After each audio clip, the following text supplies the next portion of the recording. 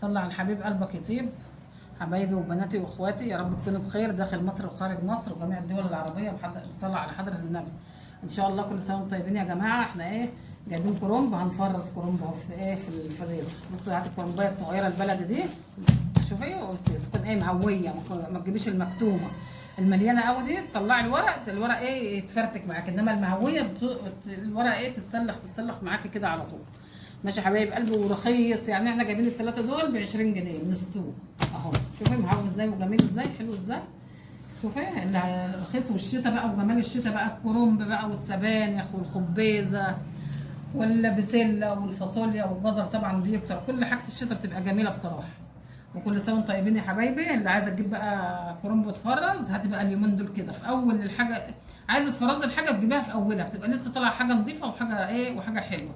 انما بتقولي اما ترخص الحشرات بقى بتخش فيها وبتبقى مش نظيفه. انما الحاجه في مطلوعها بتبقى فاكهه كده وتبقى جميله وتبقى حلوه. بتجيب الحاجه غاليه شويه بس حلوه، بتقعد معاكي حتى لو قعدتها في الفريزر من السنه للسنه بتبقى جميله وحلوه.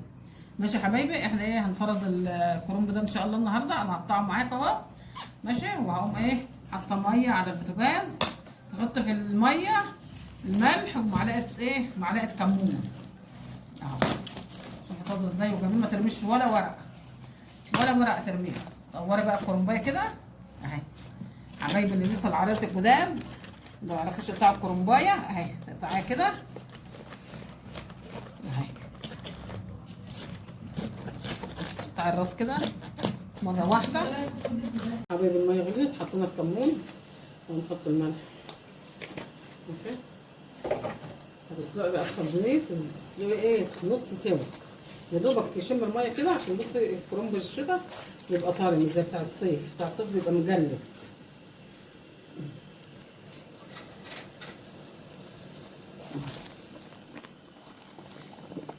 كده طلعيها ما ياخدش وقت، تروحي منزله عليه الميه الساقعه على طول.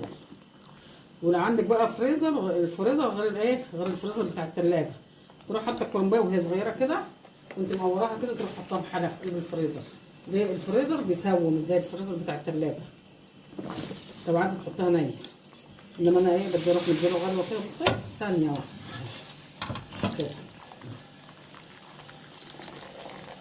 وتحت الحنفيه على طول تبرديه. شوفي الكرنبايه عشان سايبه. شوفي تجيبي الكرنبايه المهويه على طول. الكرنبايه المهويه ما تلاقيش ولا ورقه معاك اتقطعت. شوفي وبتنزل لوحدها.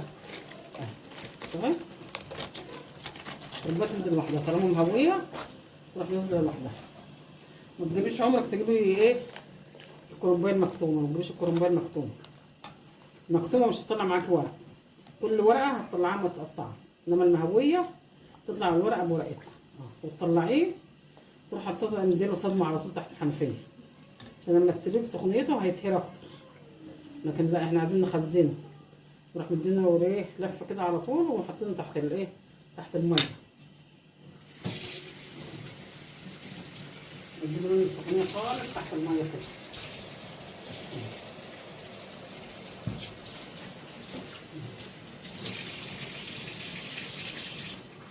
طلعي من هنا مصفى تحت الحنفيه على طول.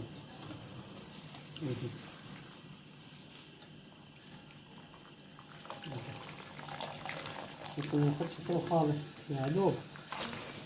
يا دوبك.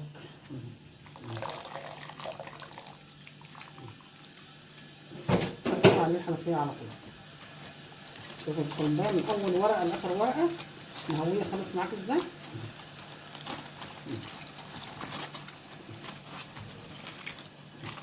كلها لحد الوزه بتاعتها مهويه. حبايبي بعد ما سلقت اهو بصي الناشف ازاي وحلو كده، شايفه؟ عشان لما تحط في الفريزر يقعد من السنه للسنه ما يتهريش معاكي. انا بقطعه بقى اديكي طريقتين للتقطيع، والتقطيع اللي تعجبك اقطع منها. انا بقطع كده اهو. انا بقطع الواحده على قد الصابع اهي كده اهو كده. تفردي الواحده كده وعلى قد الصابع اللي انت بتعمليه اهو كده كده.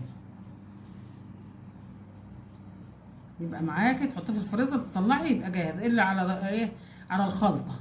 بس. وساعات برضو لو انت ايه برضو شاطره كده وواعيه في المطبخ كده، وواعيه لبيتك، وواعيه لمصاريفك، هتطلعي برضو ايه الخلطه تبقى جاهزه برضو في الفريزر.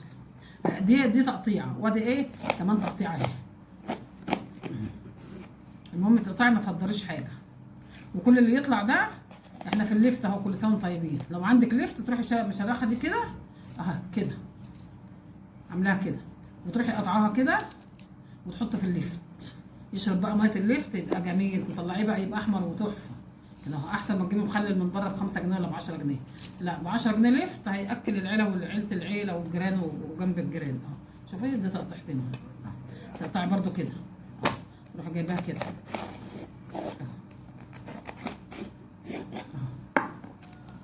طلعت برده ايه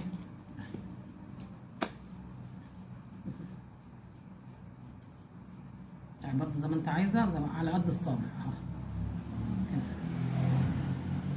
خلاش الصابع ايه، خلاش الصابع كبير، الصابع يبقى وسط حلو كده احسن ما يكون ايه كبير. الضرة وانت قاعده بتحشي او حد دخل عليك وانت بتاكل المحشي يبقى صابع ايه زي صوابع الست، مش صابع كبير تعملي لي الورقه صابع وتقولي عشان اخلص. لا، انت تخش المطبخ تعملي الاكل بمزاج، مش تخش وتخرجي تقولي لا انا خلصت. بصي اهو، شايفه الصبع ده اهو، ادي الصبع نلف كده بالرز اهو اهو، ادي صبع عسل. بصي اقل من صبعي كمان اهو، بس الصوابع معاكي مقننه كده وحلوه.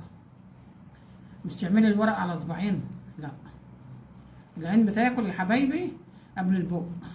تقطعي الحاجه كده ايه تمعنني في الاكل وانت واقفه كده. حتى لو تطبخي المحشي ده على ميه اقسم بالله يطلع معاكي زي العسل، ومن غير فراخ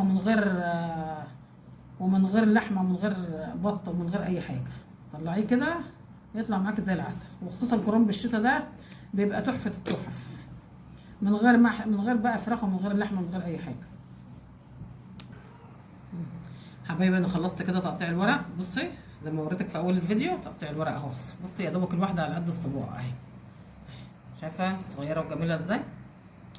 انا ما عنديش بقى الايه الاطباق الفويل ديت خلصت، فانا حاطه ايه في اطباق سلستين. بص الطبق ما زي الفل بالظبط. بحط الطبق تحطيه تطلعيه مره واحده على قدك وعلى قد جوزك وعلى قد عيالك كده.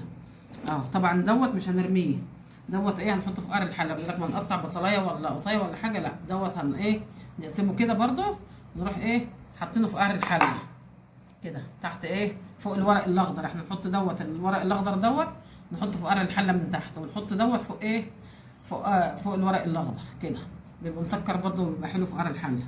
مش عايزه تحطيه برده مش هنرميه، هنستغله ونروح فاتحينه برده كده نصين ونحطه في ميه الليفت. لو انت مخلله ليفت، ما انتش مخلله ليفت، نروح عاملين حبه ميه نغليها ونخليها تبرد خالص، ونحط عليها حبه كمون وحبه شطه ونحطهم في البطرمان، يبقى تخليل. يبقى احنا ايه ما رميناهوش. مش نقول بقى ده الحاجه رخيصه ونرميها، لا خساره يا حبيبتي. قرش على قرش بينفع، وما تستكتريش الايام، يا مستكتر الايام اكتر.